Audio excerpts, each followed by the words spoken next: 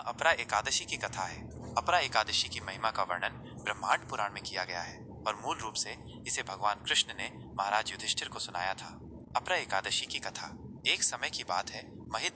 महिध्वज नाम के एक धर्मात्मा और पायस राजा थे। वे अपने न्यायपूर्ण शासन और ईश्वर के प्रति अपनी भक्ति के लिए जाने जाते थे। हालांकि उनके छोटे भाई वज्रध्वज बहुत ईर्ष्यालु और क्रूर थे। वज्रध्वज अपने बड़े भाई से गहरी नफरत करते थे और गुप्त रूप से उनके सिंहासन को हड़पने की इच्छा रखते थे। एक दिन लालच और द्वेष से भरकर वज्रध्वज ने अपने ही भाई की हत्या करने की साजिश रची। उन्होंने क्रूरता से राजा महिध्वज की हत्या कर दी और अपने जघन्य अपराध को छिपाने के लिए अपने भाई के शरीर को एक पीपल के पेड़ के नीचे दफना दिया।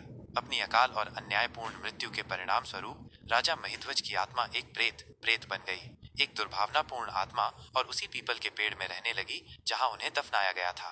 यह पीड़ित आत्मा उस पेड़ के पास से गुजरने वाले किसी भी व्यक्ति को इमेंस सफरिंग देती थी। कई दिन बीत गए और आसपास रहने वाले लोग उस पेड़ और उसमें रहने वाली आत्मा से भयभीत थे। एक दिन एक महान और करुणामय ऋषि धौम्य उस क्षेत्र से गुजर रहे थे। वे अपनी आध्यात्मिक शक्तियों और दुख को कम करने की क्षमता के लिए प्रसिद्ध थे।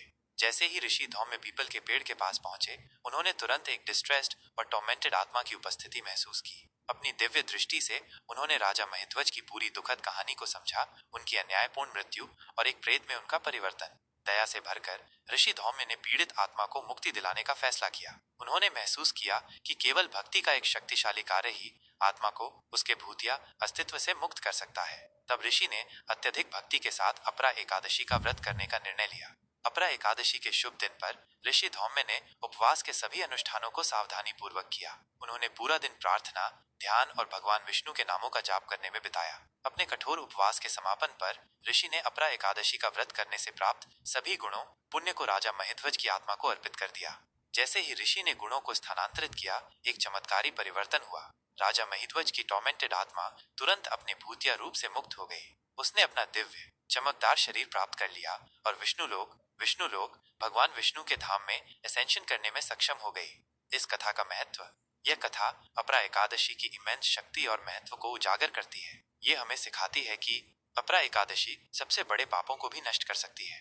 वज्रध्वज ने भाई की हत्या जैसा अपराध किया, फिर भी अपरा एकादशी के पुण्य ने उसके शिकार की आत्मा को मुक्त कर दिया। यह सभी प्रकार के दुख और बाधाओं से मुक्ति प्रदान करती है। कहानी बताती है कि कैसे एक पीड़ित आत्मा ने परम शांति और मुक्ति प्राप्त की। इस एकादशी के लाभ असीम है। अपरा का अर्थ है बाउंडलेस, और वास्तव में कहानी इस व्रत की असीम शक्ति को दर्शाती है जो मोक्ष प्रदान करती है। दया और आध्यात्मिक मदद मांगने का महत्व। ऋषि धौम्य की दया ही आत्मा को मुक्त करने की कुंजी थी। इसलिए